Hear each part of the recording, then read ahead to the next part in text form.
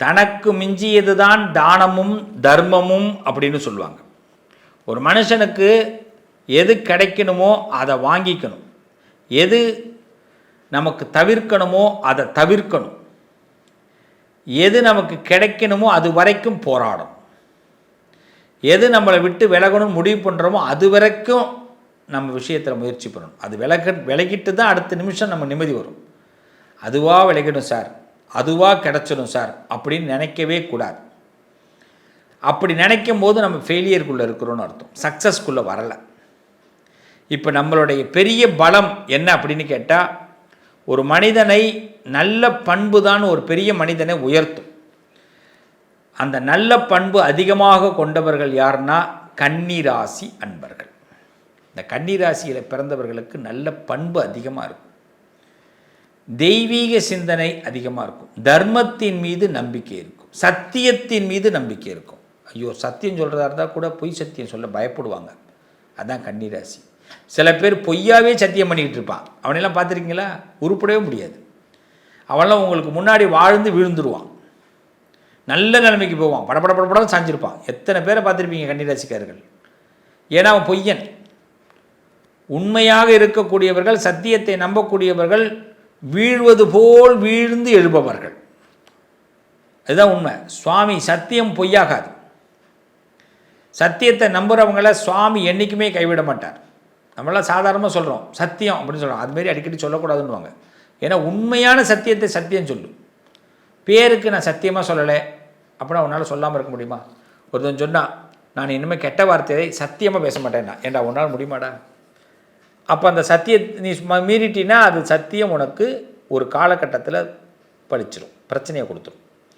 கர்ணனுடைய வாழ்க்கையில் தர்ம யுத்தத்தில் அவன் தோற்றதுக்கு பெரிய காரணம் என்னென்னா, அந்த யுத்த விஷயத்தில் அவனுடைய சத்தியத்தை நிறைய இடத்துல மீறி இருக்கிறான். சத்தியம் மீறக்கூடாது. சத்தியம்னா சத்தியம் சொல்லிட்டோம்னா அது வேலை முடிஞ்சுது. சில பேரை சங்கடப்படுத்தக்கூடாது. மனுஷாலாம் இன்றைக்கி நல்ல மனுஷா கிடைக்கிறது பெரிய விஷயம். ஆனால் இன்றைக்கி சங்கடப்படுத்தக்கூடிய மனிதர்கள் தான் நிறைய பேர் இருக்காங்க. கன்னிராசிக்காரர்கள் யாரையும் சங்கடப்படுத்தக்கூடாதுன்னு நினைக்கக்கூடியவர்கள், சத்தியத்தின் மீது நம்பிக்கை உள்ளவர்கள்.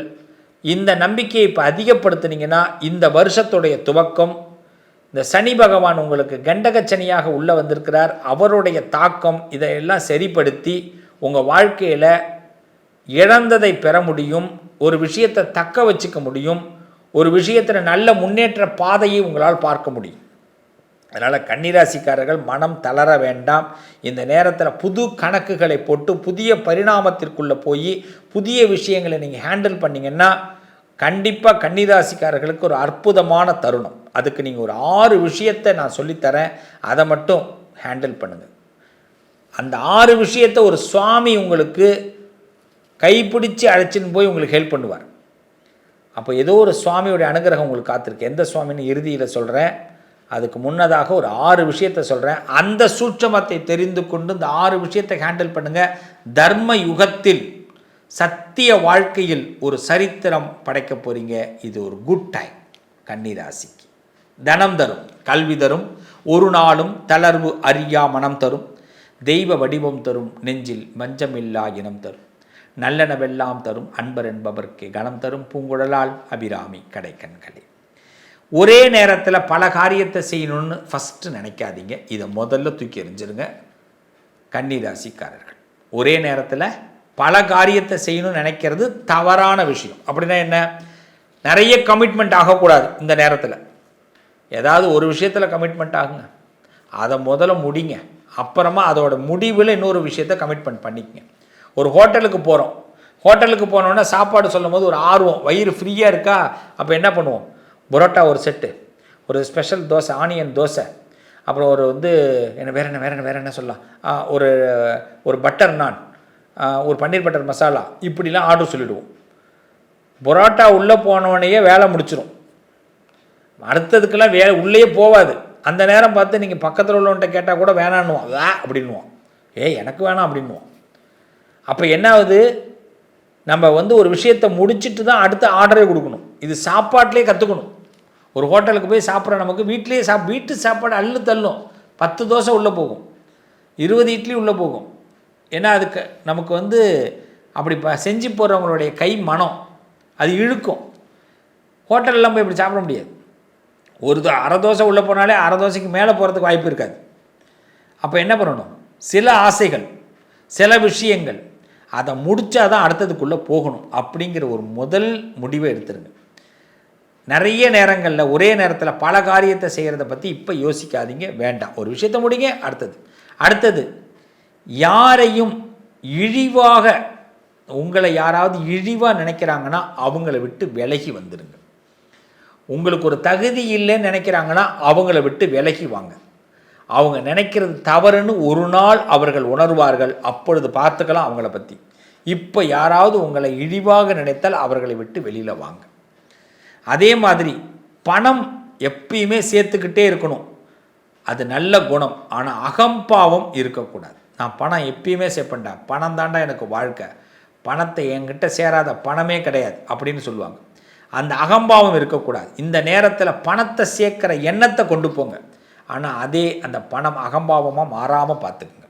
பணம் வர இடத்துல அகம்பாவமும் சேர்ந்து வரும். ஒழுக்கம் இல்லாமல் எந்த காரியத்தை செஞ்சாலும் அது நிலைக்காதுன்னுவாங்க. நீங்கள் ஒழுக்கத்திற்கு உடையவர்கள், ஒரு விஷயத்துக்கு உண்மைக்கு உடையவர்கள், சத்தியத்துக்கு உடையவர்கள். அதனால் அதை மீறாமல் இப்பயும் இருங்க. சில பேர் உங்களுக்கு சொல்லுவாங்க இந்த நேரத்தில் இது யாருக்கு தெரியாது, இதை மட்டும் பண்ணலாம் அப்படின்வாங்க. இது யாருக்கு தெரியாது, இதை மட்டும் செஞ்சு கொடு, நான் உனக்கு எல்லாம் பண்ணித்தரேன் அப்படின்வான். நமக்கு ஆசையை உண்டு பண்ணுவான். 10 ரூபா கூட தரேன்னுவான், 5 ரூபா உனக்கு நான் அந்த இடத்துல சகாயம் பண்ணி தரேன்னுவான். உங்களை தப்பான வழி நடத்துறதுக்கு முயற்சி பண்ணுவான். நோ நோ நோ, இந்த விஷயம் உங்களுக்கு வேண்டாம். இந்த காலகட்டம் ஏன்னா கெண்டகச்சனி, இந்த நேரத்தில் தப்பான பிளானை நம்ம போட மாட்டோம், நம்ம பக்கத்தில் இருக்கிறவன் போட வைப்பான். அதுக்கு நம்ம எல்லாம் போகவே கூடாது. நல்ல பண்பான மனிதர்கள் உங்கள் பக்கத்தில் வரப்போகிறாங்க. அந்த மனிதர்களை சரியாக புரிஞ்சுக்கிங்க. பண்புனா என்ன, அவன் செய்கிற செயலால் நாம் தெரிஞ்சுப்போம். இந்த வாய்ஜாலம் பேசுகிறவன் பண்பானவன் கிடையாது. ஒரு நேரத்தில் நீங்கள் பண்ண உதவி இப்போ உங்களுக்கு பெரிய உதவியாக அமையப்போகுது, வெறும் பலனாக அமையப்போகுது. அதே நேரத்தில் அநியாயமாக உங்களுக்கு ஒரு செல்வம் சேர்ந்தால் அது நீடிக்காதுன்னு மனசில் தெரிஞ்சுக்கிங்க. அதனால் ஒரு நேரத்தில் ஃபீல் பண்ணாதீங்க, நான் கிடச்சிருக்கணும் சார் இந்த வாய்ப்பு, எனக்கு கிடைக்க வேண்டிய வாய்ப்பு இன்னொரு கிடச்சிருச்சு சார், எனக்கு கிடைக்க வேண்டிய பணம் இன்னொருத்தர் கிடச்சிருச்சு, அப்படி வருத்தப்படாதீங்கன்னு உறவுகளே. உங்களுக்கு கிடைக்கல, அவனுக்கு கிடச்சிருக்கு, அது கொஞ்ச காலத்தில் அவனை விட்டு விலக போகுது. அதை நீங்களே பார்க்க போகிறீங்க, இதை நீங்களே பார்க்க போகிறீங்க. இப்போ நீங்கள் அதுக்காக வருத்தப்பட்டுக்கிட்டு இருக்கிறதுனால எந்த விதமான பிரயோஜனமும் இல்லை. அது மீண்டும் உங்கள் இடத்துல வந்து சேரும். நீங்கள் இழந்த எந்த விஷயமா இருந்தாலும், உங்களை தாண்டி போன எந்த விஷயமா இருந்தாலும் உங்கள்கிட்ட வரதான் போகுது. ஆனால் நீங்கள் யாருன்னு மதிக்கிறதுக்காக, நீங்கள் யாருன்னு மற்றவங்களுக்கு தெரிய வைக்கிறதுக்காக ஆண்டவம் போடுற கணக்கு. இதை மட்டும் நீங்கள் இப்போ புரிஞ்சுக்கணும். கன்னிராசிக்காரர்கள், பெரிய மனுஷங்களுடைய நட்பு கிடைக்கும். சில வெற்றிகளை கூட நீங்கள் தியாகத்தில் தான் பெறுவீர்கள். விட்டு கொடுத்து தான் வெற்றியை உங்களுக்கு கிடைக்கும். தியாகம் சார், நான் இதெல்லாம் விட்டு கொடுத்துட்டேன் சார், கவலைப்படாத ராஜா, நீ பெரிய வெற்றியை பெற போகிற. உன் தியாகம்தான் உனக்கு வெற்றி கொடுக்க போகுது. கன்னிராசி பிள்ளைகளா, நீ எதை வேணான்னு விட்டு கொடுத்தியோ, எதை நீ எனக்கு இந்த இடத்துல பிடிச்சும் எனக்கு வேணாங்கன்னு நீ சொன்னியோ, அது உனக்கு வெற்றியாக மாறப்போகுது. இதுதான் இந்த சூழ்நிலை. அதே நேரத்தில் ரொம்ப முக்கியமாக சொல்கிறேன், உங்கள் குறைகளை இப்போ நீங்கள் சரி பார்க்கக்கூடிய நேரம். அது உங்களை மீறி போய் நடக்க போகுது. நான் இந்த குறைகள்லாம் நான் பண்ணியிருக்கேன், இதை நான் மாற்றிக்கிறேன். இவங்கள்ட்ட ஓவராக பேசியிருக்கிறேன், நான் மாற்றிக்கிறேன். இவங்களை ஓவராக நம்பியிருக்கிறேன், நான் இதை மாற்றிக்கிறேன். இந்த இடத்துல ஓவராக செலவு பண்ணியிருக்கிறேன், இதை நான் மாற்றிக்கிறேன்னு சொல்லி மாற்றிக்க போகிறீங்க. இது இப்போ நடக்க போகுது. அதனால் உங்கள் வாழ்க்கையில் பெரிய மாற்றம் நடக்க போகுதுங்க. இந்த நேரத்தில் உணவு விஷயத்தில் கட்டுப்பாடாக இருங்க. உணவு அளவை கொஞ்சம் குறைத்து கொள்வது நல்லது. பேசிக்கலி ஃபுட்டு, அந்த ஃபுட்டு மேலே ஒரு ஆர்வம் ஏற்படும். அந்த ஆர்வத்தை குறைத்து கொண்டு குறைந்த உணவு, எதுவுமே சாப்பிடாதீங்கன்னு நான் சொல்லவே இல்லை, நல்லா கவனிங்க. சாப்பாட்டோட அளவை குறைச்சிங்க. அதை தான் நான் ஆரம்பத்தில் வேறு ஒரு பாயிண்டில் சொன்னேன். ஒரு ஹோட்டலுக்கு போனால் எப்படி ஆர்டர் கொடுக்கணும்னு சொன்னேன் பார்த்தீங்களா, அதே மாதிரி இப்போ சாப்பாட்டோட அளவு குறைச்சிங்க. வயிற்றை கொஞ்சம் காலி பண்ணிக்கிங்க. வயிறு காலியாக இருக்க என்ன ஆகும்னா ஐடியா நிறைய தோணும். ஐடியா நிறைய தோண என்ன பண்ணும் அப்படின்னா, நம்ம வெற்றியை நோக்கி பயணம் அடுத்த கட்டத்துக்கு போய்கிட்டே இருப்போம். இன்னொருத்தர் உதவி நமக்கு தேவையில்லை. ஏற்கனவே நம்மளை நம்பாமல் இன்னொருத்தரை நம்பி அகலக்கால் வச்சதில் தான் இன்றைக்கி நஷ்டத்தில் நிற்கிறோம். இந்த வருஷம் நஷ்டம் நமக்கு சந்திக்கக்கூடாது அப்படின்னா நாம் பெருமாளை வழிபாடு பண்ணணும், நாராயண மந்திரம் சொல்லணும். அந்த நாராயண வழிபாடு பண்ணுங்க. பெருமாள் உங்களுக்கு அனுகிரகத்தை கொடுக்க போகிறார், நல்லது செய்ய போகிறார். பெருமாள் உங்கள் கையை பிடிச்சி அழைச்சிட்டு போகிறார். கன்னிராசிக்கு வெற்றி உறுதி, கோடீஸ்வர யோகம் உறுதி, நல்லது நடக்கும். வாழ்த்துக்கள். உங்கள் அதிர்ஷ்டத்திற்கான தீர்வு: கல்வி, பதவி, யோகம், தொழில் வளர்ச்சி பெருக.